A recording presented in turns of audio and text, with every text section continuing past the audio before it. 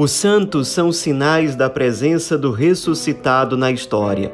Hoje, dia 25 de outubro, celebramos Santo Antônio de Santana Galvão.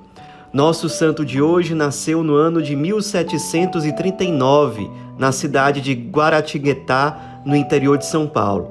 Seu pai era um capitão-mó chamado Antônio Galvão de França, que também fazia parte da Terceira Ordem Franciscana. Sua mãe era Isabel Leite de Barros, era filha de fazendeiros de Pindamonhangaba, em São Paulo também. O casal teve 11 filhos, Antônio era um deles, desde criança, muito caracterizado pela piedade, pela espiritualidade, pela virtude, pela inteligência, e cedo despertou nele a vocação para a vida religiosa consagrada. E com 13 anos de idade, ele foi estudar com os jesuítas na cidade de Cachoeira, no interior da Bahia. O seu irmão, chamado José, ele já estudava lá, então os dois passaram a estudar juntos no mesmo seminário. Tudo indica que ele queria se tornar, no fim das contas, um padre jesuíta, mas na época os jesuítas estavam sendo muito perseguidos pelo Marquês de Pombal. Então acabou que ele ingressou na Ordem Franciscana com 21 anos de idade, foi morar no Rio de Janeiro. Como ele já tinha adiantado muitos estudos dele junto aos jesuítas, um ano depois do seu ingresso na Ordem Franciscana, ele já foi ordenado sacerdote.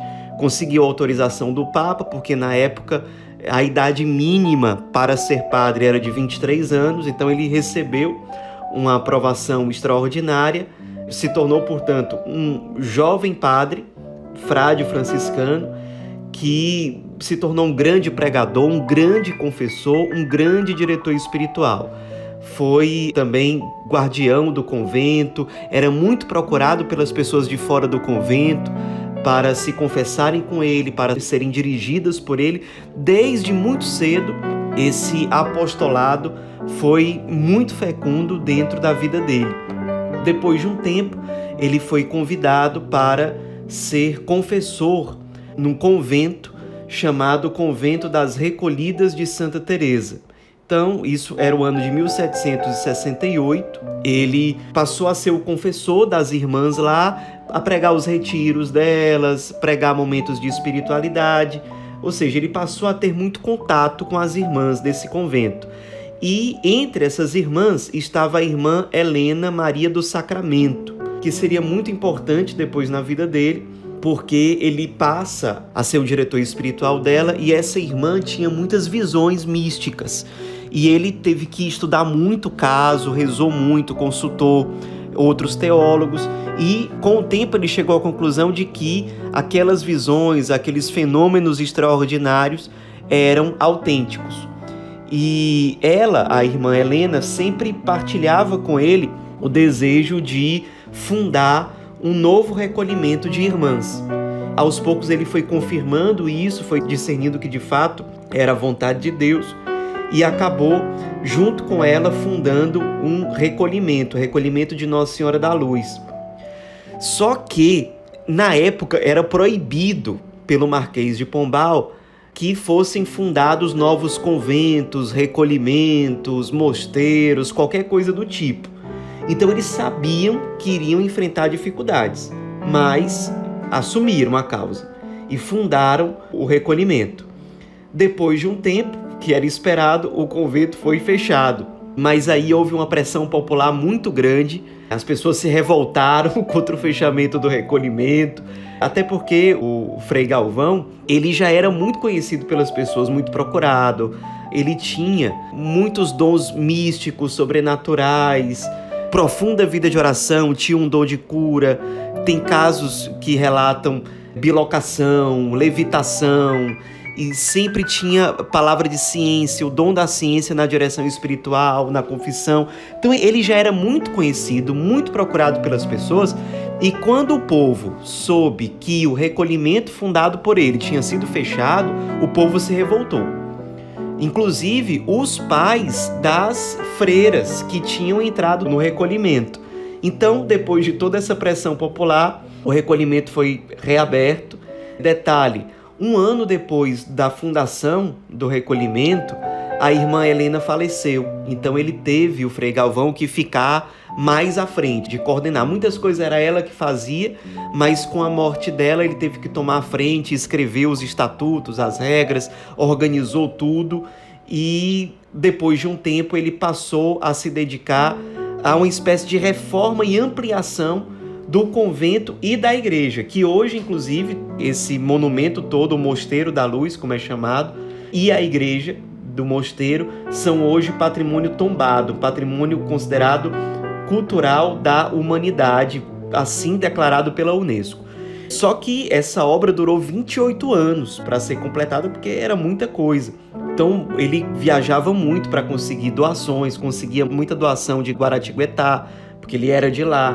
Também os pais das freiras, os que tinham condição, também ajudaram muito.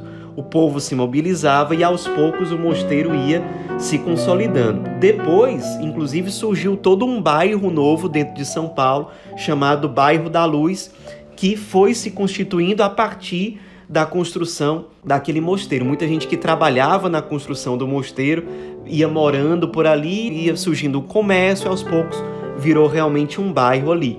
Depois, ele acabou fundando um outro recolhimento, a pedido do arcebispo de São Paulo, chamado Recolhimento de Santa Clara, em Sorocaba.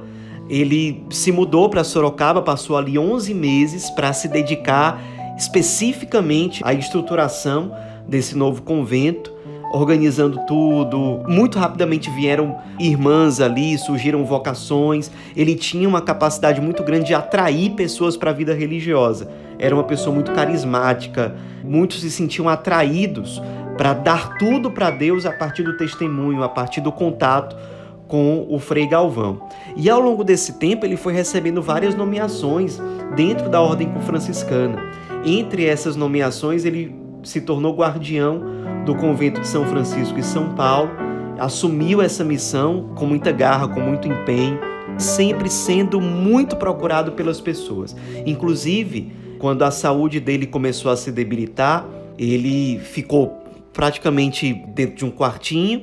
Depois ele pediu autorização aos seus superiores franciscanos e também ao arcebispo para que ele fosse morar no Mosteiro da Luz, que ele tinha criado.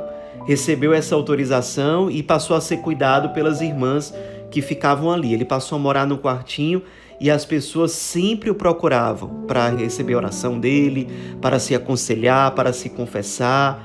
E não poderíamos falar da vida do Frei Galvão sem citar as suas pílulas, pelas quais ele é tão conhecido até hoje.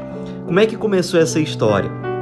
Numa das vezes em que ele foi para Guaratinguetá para conseguir recursos para a construção do Mosteiro da Luz, ele estava com muitos compromissos ali, já estava na hora dele voltar para São Paulo, quando uns homens que moravam numa fazenda foram pedir a ele que fosse rezar por um amigo deles que estava com pedra nos rins, estava com muita dor.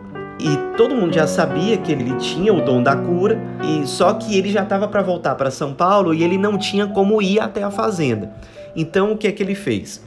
Ele escreveu num pedacinho de papel uma frase, que é uma frase que tem no ofício de Nossa Senhora, dizendo assim: depois do parto, ó Virgem, permaneceste intacta, Mãe de Deus, intercedei por nós. Aí ele, no fim, embrulhou o papelzinho em forma de pílula, deu aos amigos do enfermo, do homem que estava com pedra nos rins, pedindo para que ele tomasse aquilo ali em oração e depois rezasse o terço. Fizeram isso, o homem realmente ficou curado e a história foi se espalhando. Depois de um tempo, um homem estava com uma esposa em trabalho de parto já há um dia e o parto ia se arrastando e ela com muita dor, já inclusive com muito risco de morrer. Esse homem muito aflito foi procurar o Frei Galvão e ele fez a mesma coisa, só que ele deu 3 pílulas para esse homem com as mesmas recomendações. O homem levou as pílulas para a esposa, ela tomou em oração, fez tudo que o Frei tinha pedido e o parto aconteceu normalmente, ela ficou bem. E aí as pessoas começaram a pedir com muita frequência. Frei Galvão pediu a ajuda das irmãs para que elas mesmas fizessem as pílulas dessa forma, com todas as recomendações. Muitas graças são testemunhadas, alguns milagres inclusive. a partir dessas pílulas aí que o pessoal toma para receber algum tipo de cura.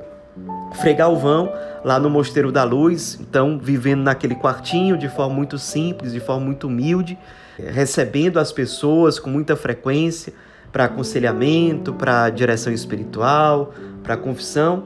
Ele, que inclusive era membro da Academia Paulista de Letras, porque ele também tinha muitos inscritos, acabou morrendo no dia 23 de dezembro de 1822, foi sepultado no próprio Mosteiro da Luz e, de forma quase que automática, já passou a ser venerado como santo. As pessoas até hoje vão visitar lá os lugares onde estão relíquias dele, onde há memoriais sobre ele, seja em Guaratinguetá, seja no Mosteiro da Luz. As pessoas continuam até hoje indo atrás das famosas pílulas do Frei Galvão, ele que adotou o nome de Santana depois da morte da sua mãe. Ele tinha uma grande devoção à Senhora Santana, mãe da Virgem Maria, e por isso adotou também esse nome na sua vida religiosa. Foi beatificado por São João Paulo II no dia 25 de outubro de 1998. Essa data passou a ser a data da sua memória litúrgica e, no fim das contas, ele foi canonizado pelo Papa Bento XVI no dia 11 de maio de 2007, na visita de Bento XVI ao Brasil. Nos inspiremos nesse grande santo franciscano, o primeiro santo canonizado que nasceu no Brasil. Esse grande frade, profundamente místico, grande evangelizador, que também tinha grande sensibilidade para com os pobres. Grande parte das doações que ele recebia, ele usava para ajudar os pobres, para pagar dívidas de pessoas. Às vezes a pessoa nem sabia que a ajuda tinha vindo do Frei Galvão. Anos depois é que a pessoa ia descobrir isso. Ele tinha essa grande sensibilidade para com os pobres, para com os necessitados, para com os enfermos. Um grande confessor, um grande sacerdote. Enfim, nos inspiremos nesse frade franciscano, primeiro santo canonizado nascido no Brasil. Santo Antônio de Santana Galvão, rogai por nós.